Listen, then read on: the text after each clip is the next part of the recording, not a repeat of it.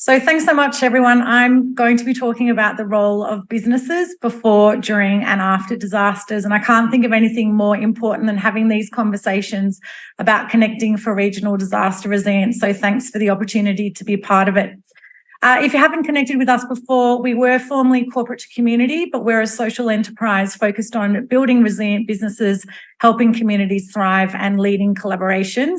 I'm known in the sector for doing disasters differently, and I have to say it's what we all need to start doing. So a little bit about us. We are Australia's only social enterprise focused on building business community resilience. We know that building capabilities in business people can save lives and livelihoods. We're all about putting small business survival in particular on the national agenda, and we lead an ecosystem of solutions to benefit every community. I think we are a very active collective of local and global experts in the space. It's a space that needs a lot more focus on it.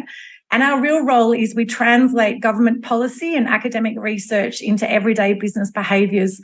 And I know you've got the wonderful Ali Bird just after me, but these are two pictures that we took from Lismore when we ran our post-bushfire BCR toolkit program and then revisited after the floods. So I'm going to be sharing with you some statistics that are quite important to know, but again, I think a bit overlooked in the sector that we're in.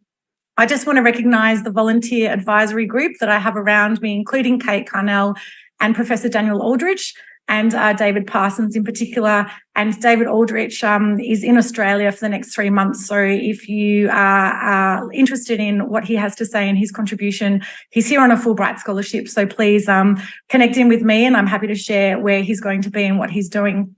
So I just want to take a quick step back as to what is a business. So most people assume businesses are the big profit-making corporates that make in millions and billions of dollars. Absolutely, but it also includes non-employing sole traders, micro businesses, so 1 to 3 employees, small businesses, so between 4 and 19 employees, medium to large corporates. Mediums are typically the regional ones, between 20 and 200 employees. The large corporates are not for profit. It doesn't necessarily see itself as a business, but it is an operating entity. It needs to operate as a business. If it doesn't bring in enough money, it's not going to be in any type of not-for-profit for long. It won't be operating. And government entities, I have no doubt that everyone working in council or state or federal government is shuddering in their shoes right now that I dare say that you might be a business, but you are operating as an entity and you need to stay in business. Businesses are essential to the economic and social well-being of Australian communities. And I'd like to, I guess, propose the thinking differently component of what I'm sharing today is that businesses are not just those big profit-making machines. They are absolutely vital and essential to looking at strengthening and connecting communities and building community resilience. When we look at the different types of businesses, the 3 non-employing micro and small businesses in green represent 98% of businesses. So 98% of the number of businesses in the country and globally are typically those with under 19 employees. And I think that's a really interesting statistic to remember because we're not talking about those big corporate conglomerates and governments, et cetera. Typically, we're typically talking about the everyday person running and owning and employing people in our regional and rural communities. Now, when disasters strike, the statistics are quite frightening. These are statistics from FEMA in the States. 40% of businesses that are impacted by a major disaster will instantly be out of business. So you think of some of our regional towns, and in one disaster impact, half of the business community almost is gone. Now, those that haven't reopened within 5 days post-impact, 80% of them are gone within 2 years. So imagine communities that have had all these floods and bushfires and disasters, and within the 1 to 2 years following, they're losing 40, 50 to 60% of their small businesses or other businesses in their communities. In terms of the data, I won't go into much detail, but typically there's 2.5 million small businesses in Australia. They employ about 5 million people. There are 40,000 small not-for-profits.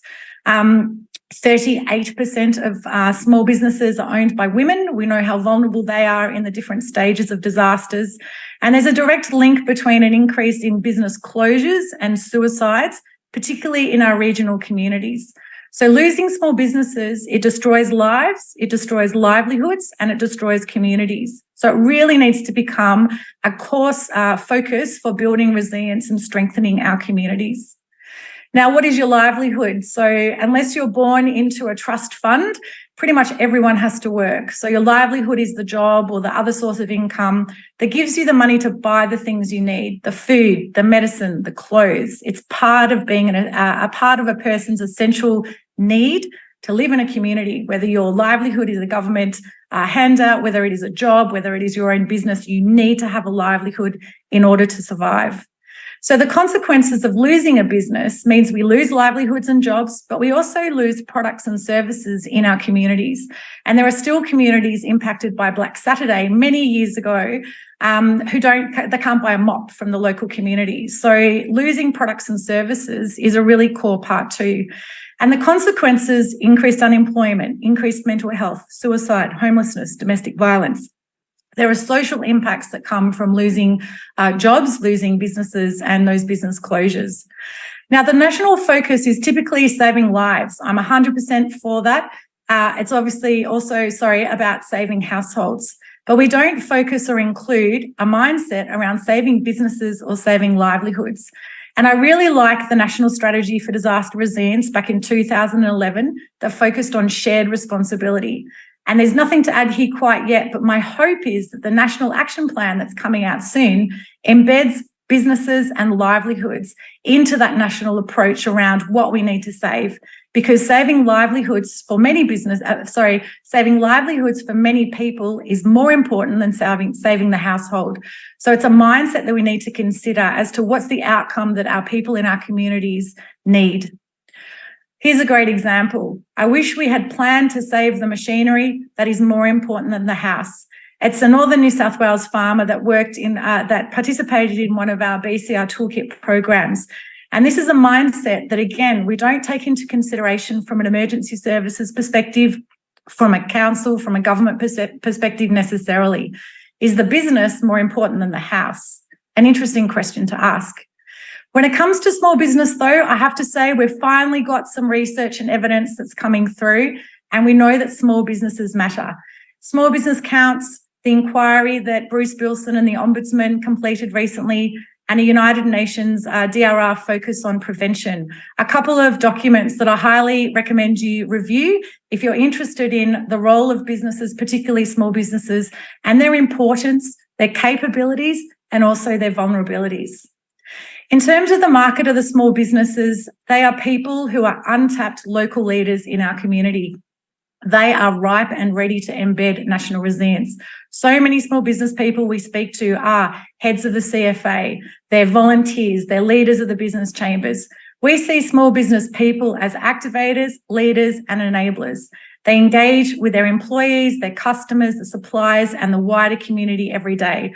So many of our small businesses are family businesses. They connect into their friends, they connect into the community. And this is a great project that we delivered with Professor Val Ingham, who I'm sure is somewhere in the room, and Professor Daniel Aldrich in the Blue Mountains. We did a research into businesses across the Blue Mountains. There's 24 towns, asking them what was their role of business in the community, how connected are they, and do they see the value or any social capital benefits towards community resilience by being more connected.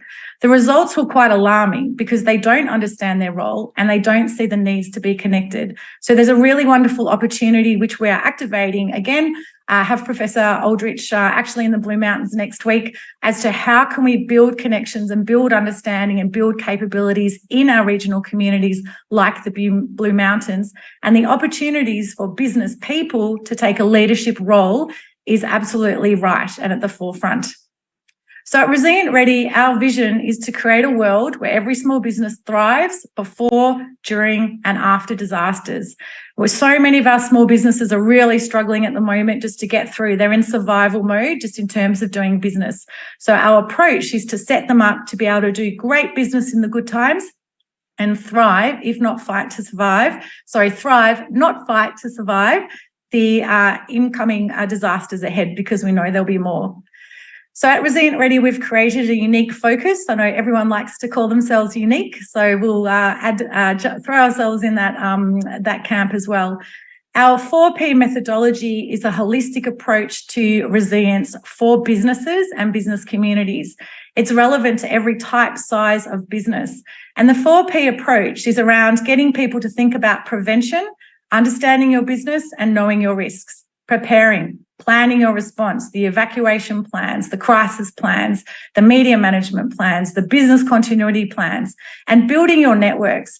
Preparing includes building your connections, and again, I refer to Professor Aldrich, the bonding, bridging, and linking ties. It's about promoting disaster resilience. We need to not have it as a business continuity plan document that not many people have, sits in a digital kind of dust vault. It needs to be part of everyday conversations for hairdressers, for cafe owners, for GPs, for pharmacists. Everyone in their business daily interactions needs to be talking about and engaging about disaster resilience and connections and risk reduction. And then protecting, embedding it into everyday, holistically integrating it and effectively sustaining it. This methodology, which we have utilised as our lead for the Business Community Resilience Toolkit programs that we've been delivering, is focused on saving lives and livelihoods. And again, it's a holistic view as to building resilience for people. Our BCR Toolkit program, I just alluded to, we won pilot funding under the BCRRF grant funding program. We piloted it in northern and southern New South Wales over 12 months, co-designing it. We've recently just started delivering it to young farming communities. We're also delivering it in South Australia and Victoria at the moment. It's a really agile approach to building disaster resilience across communities working collectively together. It's a tailored program. We tailor it to the regions. It's micro-learning module focused, all based on nudge theory. So the premise of it is to learn in 5 to 10 minute intervals. We know that business people, particularly small business people, have no time, but they can find 5 minutes. They're not going to find 5 hours, but they certainly can find 5 minutes. It's about localized content. Our approach embeds local information, local processes, local links, local emergency services, protocols, council documents, etc. It also includes lived experience. We have a 2-minute video in every module that's a local business person talking about their experience, because we know the value in that peer-to-peer information sharing.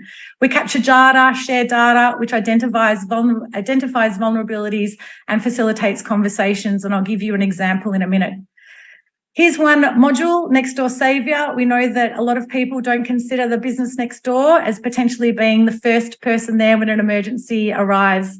So have you met your business neighbour? Do you know how they can help them and how they can help you? So that's the premise of the modules and the questions. Again, it's about igniting knowledge and igniting some behaviour actions. Teresa Matthews from Mogo Lolly Shop is one of our lived experience people. She shares her story of evacuating from the bushfires while she was getting cyber attacked 138 times. So imagine packing up your lolly shop to get out from physical danger, and you've got virtual danger attacking you at the same time. They're real-time stories that we have through this lived experience part, which again enables other business people to understand what potential threats are out there for them. So the work that we do is all about micro-learning. It's that nudge theory, small steps, because we know that national action plans and disaster risk reduction frameworks, they're great as a document, but they don't mean anything for the person who's running a business or a business leader in a community. So ours is micro-learning nudge theory. We're all about embedding action, making it part of every day, which results in enhanced investment. If we invest in small business people particularly, but regional business people to connect them and upskill their knowledge and change their behaviours, we're organically building disaster resilience. We want to build a people movement through cultural change and activate risk understanding just as part of everyday business. And it's all delivering into the Sendai framework for disaster risk reduction. And I do say that if you did read the midterm report that Australia published a couple of months ago, Control F and see how many times business is included and read around that what it actually refers to, and it's pretty light on. We ran our BCR Toolkit program in Livingston, so around Japan. The data that came back just from one of the modules was, we have a module called Can't Keep Going, and the data that came back that said 24% of businesses said they don't want to keep going. They want to close up shop. So that's not that they've been put out of business. It's that they just don't want to, which again works very much into the fatigue research that I know Professor Val Ingham has done. But that's alarming statistics. If where we are in our communities, the ones that haven't been wiped out by disasters are thinking of closing at that rate of nearly 25%, that's very alarming for us as a nation.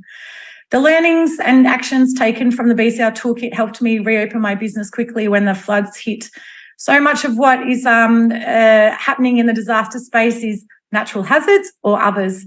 We look at the all hazards rule because we know that 80% of preparedness for any organisation is irrespective of the disaster. So whether it's climate, floods, cyber attacks, the majority of what you're going to do to get your business or business community ready is going to be the same. So we're on a mission to certify 1 million small businesses. Anyone who's interested in that, please come and talk to me. We're talking to government and private sector and philanthropic at the moment. We know that there is an exorbitant amount of savings. $1 invested before can save $15 in recovery. So there is an extraordinary savings to governments and also people in business and to their livelihoods from the work that we're doing. We can't build resilient and thriving communities without building vital capabilities in business people, and they are the untapped asset that we haven't connected into. And if I can just conclude with this slide, I can watch TV in the dairy, but I can't milk the cows in the living room. Again, a farmer that's participated in one of our programs. So I haven't specifically gone into the role of business before, during and after disasters, and I open up questions as to what you think their role is.